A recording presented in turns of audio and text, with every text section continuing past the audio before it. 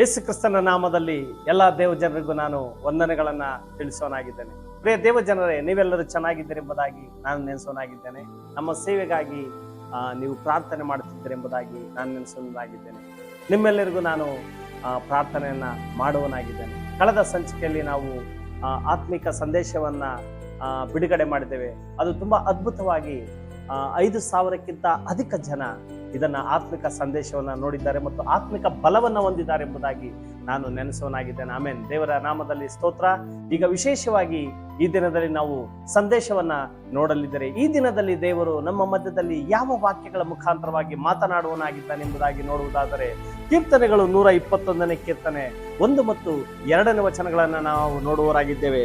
ಇಲ್ಲಿ ಭಕ್ತನಾದಂತಹ ದಾವೀದನು ಈ ರೀತಿಯಾಗಿ ಹೇಳ್ತಾ ಇದ್ದಾನೆ, ನಾನು ಕಣ್ಣೆತ್ತಿ ಪರ್ವತಗಳ ಕಡೆಗೆ ನೋಡುತ್ತೇನೆ, ನನ್ನ ಸಹಾಯವು ಎಲ್ಲಿಂದ ಬರುವುದು? ಭೂಮಿ ಆಕಾಶಗಳನ್ನು ಉಂಟು ಮಾಡಿದ ನಿರ್ಮಿಸಿದ ಯೆಹೋವನಿಂದಲೇ ನನಗೆ ಸಹಾಯವು ಬರುತ್ತದೆ ಎಂಬುದಾಗಿದೆ. ಪ್ರಿಯ ದೇವ ಜನರ, ಈ ದಿನದಲ್ಲಿ ನಮಗೆ ಯಾರು ಸಹಾಯ ಮಾಡುವವರು ಯಾರು ಇಲ್ಲ, ನಮ್ಮನ್ನ ಮಾತನಾಡಿಸುವವರು ಯಾರು ಇಲ್ಲ, ನಮ್ಮನ್ನ ಕೇಳುವವರು ಯಾರು ಇಲ್ಲ.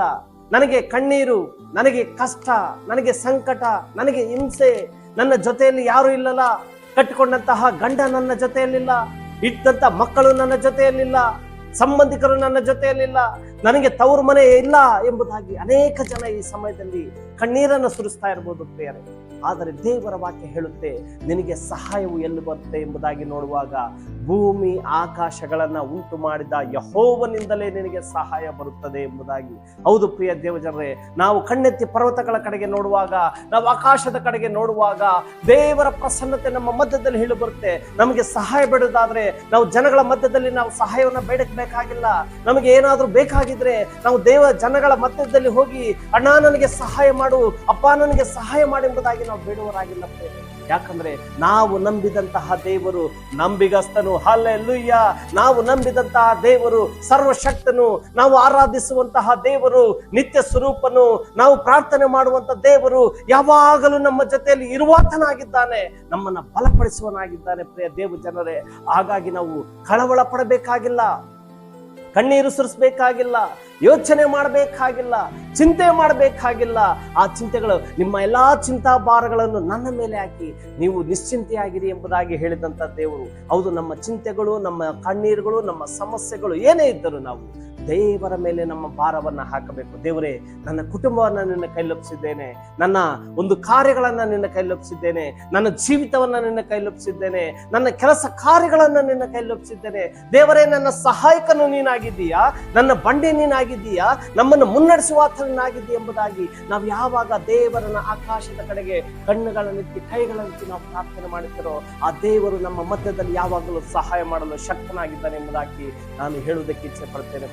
ವಾಕ್ಯದಲ್ಲಿ ನೋಡೋ ಪ್ರಕಾರವಾಗಿ ಭಕ್ತನಾದ ದಾವೀದನು ಹೇಳ್ತಾ ಇದ್ದಾನೆ, ನಾನು ಕಣ್ಣೆತ್ತಿ ಪರ್ವತಗಳ ಕಡೆಗೆ ನೋಡುತ್ತೇನೆ, ನನ್ನ ಸಹಾಯವು ಭೂಮಿ ಆಕಾಶಗಳನ್ನು ನಿರ್ಮಿಸಿದ ದೇವರಿಂದಲೇ ಎಂಬುದಾಗಿ. ಹೌದು, ನಮಗೆ ಸಹಾಯ ಯಾವ ಅಧಿಕಾರಗಳಿಂದ ಬರೋದಿಲ್ಲ, ಯಾವ ನೆಂಟರಿಷ್ಟಿಂದ ಬರೋದಿಲ್ಲ, ಯಾವ ಬಂಧು ಬಳಗದಿಂದ ಬರೋದಿಲ್ಲ, ಯಾವ ಸಂಬಂಧಿಕರಿಂದ ಬರೋದಿಲ್ಲ, ಯಾವ ಗೆಳೆಯರಿಂದ ಬರೋದಿಲ್ಲ. ಪ್ರಿಯರೇ, ಇವತ್ತು ನಿನಗೆ ಕಷ್ಟ ಎಂದರೆ ಗೆಳೆಯರು ಬಿಟ್ಟು ನಿನ್ನನ್ನು ದೂರ ಹೋಗ್ಬೋದು, ನಿನ್ನ ಸಂಬಂಧಗಳು ಬಿಟ್ಟು ದೂರ ಹೋಗ್ಬೋದು, ನಿನ್ನ ಕುಟುಂಬ ಬಿಟ್ಟು ನಿನ್ನ ದೂರ ಹೋಗ್ಬೋದು, ಕಟ್ಟಿಕೊಂಡಂತ ಹೆಂಡತಿ ಸಹ ನಿನ್ನ ಬಿಟ್ಟು ಹೋಗಬಹುದು. ಪ್ರಿಯರೇ, ಯೋಬನಿಗೆ ಬಂದಂತ ಕಷ್ಟದಲ್ಲಿ, ಆ ಯೋಬನ ಕಷ್ಟದಲ್ಲಿ ನಾವು ನೋಡುತ್ತೇವೆ, ತನ್ನ ಕಟ್ಟಿಕೊಂಡಂತ ಹೆಂಡತಿ ಸಹ ಆ ಭಕ್ತನನ್ನ ಬಿಟ್ಟು ಹೋದಳು. ನೀನು ಯಾವಾಗಲೂ ದೇವರು ದೇವರು ಎಂಬುದಾಗಿ ನೀನು ಕೊರಗ್ತಾ ಇರ್ತೀಯ, ನೀನು ಹಿರು ಎಂಬುದಾಗಿ ಶಪಿಸಿ ತನ್ನ ಕಟ್ಟಿಕೊಂಡಂತ ಹೆಂಡತಿ ಬಿಟ್ಟು ಹೋಗುವುದನ್ನು ನಾವು ಯೋಬನ ಚರಿತ್ರೆಯಲ್ಲಿ ನಾವು ನೋಡ್ತಿರ್ತೇವೆ.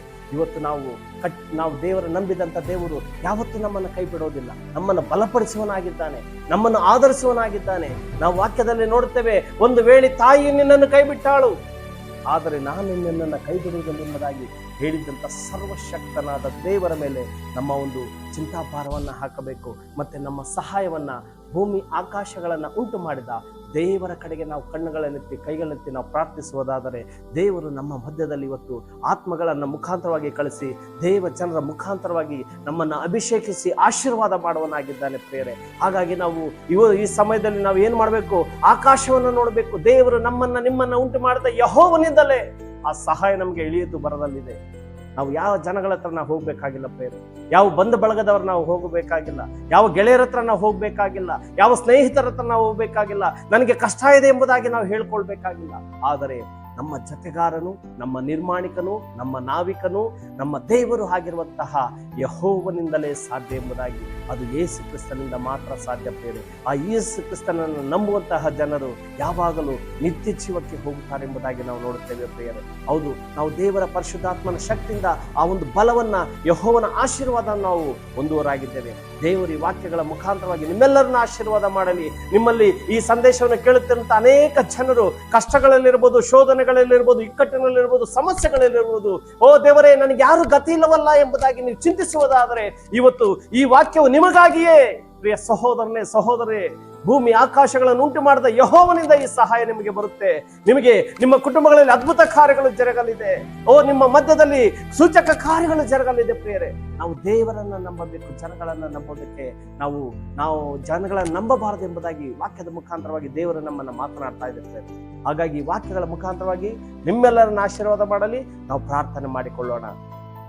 ಸರ್ವ ಸೃಷ್ಟಿಗೆ ಜಮಾಗಿರುವಂತ ಪರಮ ತಂದೆಯಾದ ದೇವರೇ, ನಿನ್ನ ಘನವುಳ್ಳ ನಾಮಕ್ಕೆ ಸ್ತೋತ್ರ. ವಿಶೇಷವಾಗಿ ದೇವ ಸಮಯದಲ್ಲಿ ಕರ್ತನ ದೇಶವೇ, ಕೀರ್ತನೆ 121 ನೋಡುವ ಪ್ರಕಾರವಾಗಿ ಭೂಮಿ ಆಕಾಶಗಳನ್ನು ಉಂಟು ಮಾಡಿದ ಯೆಹೋವನಿಂದಲೇ ಎಂಬುದಾಗಿ ಕರ್ತನ ದೇಶವೇ ನಮ್ಮ ಸಹಾಯ.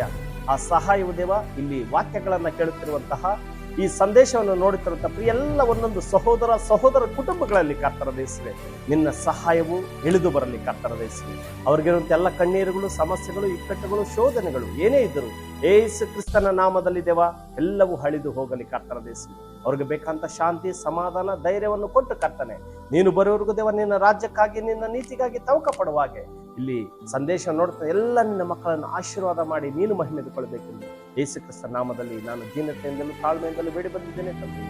ಆಮೇನ್. ಎಲ್ಲರಿಗೂ ವಂದನೆಗಳು. ದೇವರು ಎಲ್ಲರನ್ನ ಆಶೀರ್ವಾದ ಮಾಡಲಿ. ಆಮೇನ್.